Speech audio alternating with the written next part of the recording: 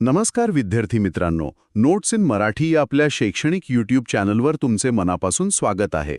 आज आपण दक्षिण भारतातील काही प्राचीन राज्य आणि त्यांच्या महत्त्वपूर्ण राजघराण्यांचा अभ्यास करणार आहोत.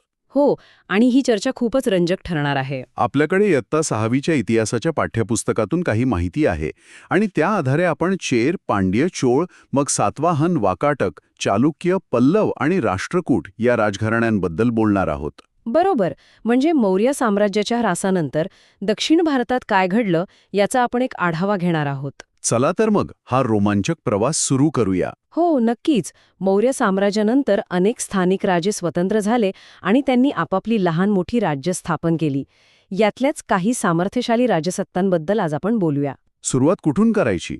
मला वाटतं आपण त्या 3 राजसत्तांबद्दल बोलूया ज्यांचा उल्लेख रामायण आणि महाभारतात सुद्धा आहे. अगदी, चेर, पांड्य आणि चोळ. आणि तमिळ भाषेतील संगम साहित्यातही यांचा उल्लेख आढळतो. हो, म्हणजे या राजसत्ता इसवी सनापूर्वी 4थ्या शतकापासून किंवा त्याही पूर्वीपासून अस्तित्वात होत्या. अच्छा. सम्राट अशोकाच्या शिलालेखांमध्येही त्यांचं नाव येतं. यावरून त्यांची प्राचीनता आपल्या लक्षात येते. आणि व्यापाराचं काय?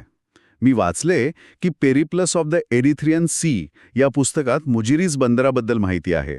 बरोबर.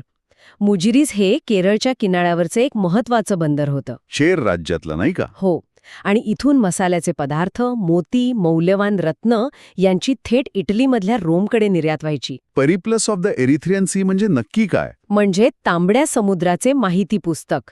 हे साधारण इसवी सनाच्या 1ल्या शतकातलं पुस्तक आहे आणि त्यातून आपल्याला त्या काळातल्या व्यापाराची खूप मौल्यवान माहिती मिळते. बरं. आणि पांड्य राज्याबद्दल काय? पांड्य राज्याचा विस्तार आजच्या तमिळनाडूमध्ये होता.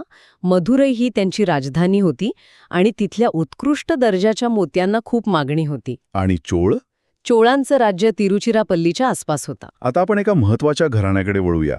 सातवाहन. हो, मौर्य साम्राज्यानंतर महाराष्ट्र, आंध्र प्रदेश आणि कर्नाटकात हे एक मोठं घराणं उदयास आलं. प्रतिष्ठान म्हणजे आजचं पैठण ही त्यांची राजधानी आणि राजा सिमुक हा संस्थापक. सातवाहनांबद्दल एक खूप खास गोष्ट आहे. कोणती? काही राजे आपल्या नावाआधी आईचं नाव लावत असत. हो, गौतमीपुत्र सातकर्णी हे खरंच खूप वैशिष्ट्यपूर्ण आहे. अगदी. गौतमीपुत्र सातकर्णी तर या घराण्यातला एक विशेष पराक्रमी राजा होता असं म्हणतात. हो, त्याने शक राजा नहपान याचा पराभव केला होता. नाशिकच्या लेण्यांमध्ये जे शिलालेख आहेत त्यात त्याच्या पराक्रमाचं वर्णन आहे. अच्छा. नाशिकच्या लेखात त्याचा उल्लेख त्रिसमुद्रतोय पीतवाहन असा आहे. हो, खूपच भव्य शब्द आहे. याचा अर्थ काय? याचा अर्थ आहे ज्याच्या घोड्यांनी 3 समुद्रांचे पाणी प्यायले आहे. म्हणजे अरबी समुद्र, बंगालचा उपसागर आणि हिंदी महासागर. बरोबर. या एका उल्लेखावरून आपल्याला त्याच्या साम्राज्याचा विस्ताराची कल्पना येते. आणि याच काळात व्यापारी खूप वाढला असेल, नाही का? नक्कीच. पैठण, तेर, भोकरदन, कोल्हापूर ही त्या काळातली महत्वाची व्यापारी केंद्र बनली होती. मी ऐकलंय की त्यांच्या काही नाण्यांवर जहाजाच्या प्रतिमा आहेत. हो, यावरून त्यांचा सागरी व्यापार किती महत्वाचा होता हेच दिसतं. आणि याच काळात महाराष्ट्रात अजिंठा, नाशिक, कार्ले, भाजे अशा अनेक ठिकाणी लेणी खोदली गेली. पुणे जिल्ह्यातला नाणेघाट तो एक महत्वाचा व्यापारी मार्ग होता, बरोबर? अगदी. तो सातवाहनांनीच तयार केला होता. तिथल्या लेण्यांमध्ये सातवाहन राजांच्या मूर्ती आहेत आणि त्यांनी दिलेल्या देणग्यांचे वर्णन करणारे शिलालेखही आहेत. बर. सातवाहनानंतर सत्तेवर कोण आलं? सातवाहनांनंतर वाकाटक हे एक सामर्थ्यशाली घराणं उदयास आलं. आणि विंध्यशक्ती हा या घराण्याचा संस्थापक. हो, पण नंतर वाकाटकांचं रांकिया विभागलं गेलं. अच्छा. म्हणजे त्यांचा 2 प्रमुख शाखा होत्या. एकीची राजधानी होती नागपूरजवळ नंदीवर्धन येथे आणि दुसरीची राजधानी होती वत्सगुल्म म्हणजे आजचं वाशिम. वाकाटकांच्या काळात साहित्याचीही खूप निर्मिती झाली असं दिसतं. हो, अगदी.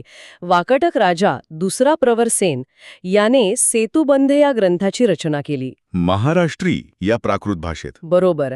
आणि असंही मानलं जातं की कालिदासाचं मेघदूत हे काव्यसुद्धा याच काळातलं आहे. वा, म्हणजे हा काळ कलेसाठी खूप महत्वाचा होता. नक्कीच.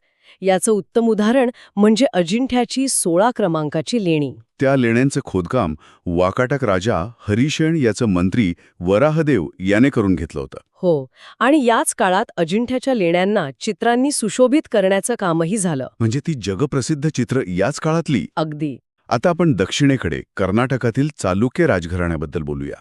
हो, 6व्या शतकात राजा पहिला पुलकेशीने या घराण्याची स्थापना केली. आणि बदामी म्हणजे वातापी ही त्यांची राजधानी, या घराण्यातला एक राजा खूप पराक्रमी होता, दुसरा पुलकेशी.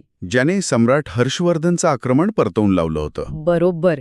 ही भारतीय इतिहासातली एक अत्यंत महत्वाची घटना आहे. आणि बदामी, ऐहोळे, पट्टदकल इथली प्रसिद्ध मंदिरं. हो, ती याच राजांच्या कारकिर्दीत बांधली गेली. त्याच काळात तमिळनाडूमध्ये पल्लव राजसत्ता प्रबळ होती, नाही का? अगदी. कांचीपुरम ही त्यांची राजधानी आणि महेंद्रवर्मन हा एक कर्तबगार पल्लव राजा होता. तो स्वतः एक नाटककारही होता असं म्हणतात. हो, आणि त्याचा मुलगा नरसिंहवर्मन याने चालुक्य राजा दुसरा पुलकेशीचं आक्रमण परतवून लावलं. अच्छा, म्हणजे या दोन घराण्यांमध्ये संघर्ष होता. खूप तीव्र संघर्ष होता. महाबलीपुरमची प्रसिद्ध रथमंदिरं. ती नरसिंहवर्मनच्याच काळातली. हो, आणि त्या मंदिरांचं वैशिष्ट्य म्हणजे ती एकाच दगडातून म्हणजे अखंड पाषाणात कोरलेली आहेत. अविश्वसनीय आहे.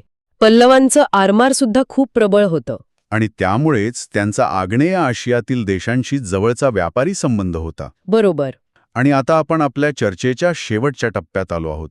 राष्ट्रकूट राजघराणे. हो, राष्ट्रकूटांच्या काळात त्यांची सत्ता थेट विंध्य पर्वतापासून दक्षिणेला कन्याकुमारीपर्यंत पसरलेली होती. दंतीदुर्ग या राजाने महाराष्ट्रात या सत्तेची स्थापना केली. पण या घराण्यातील एका राजाने जे काम केलं ते इतिहासात अजरामर झालं. राजा कृष्ण पहिला. आणि त्यानं खोदवलेलं वेरूळचं सुप्रसिद्ध कैलास मंदिर. हे मंदिर खरंच एक आश्चर्य आहे.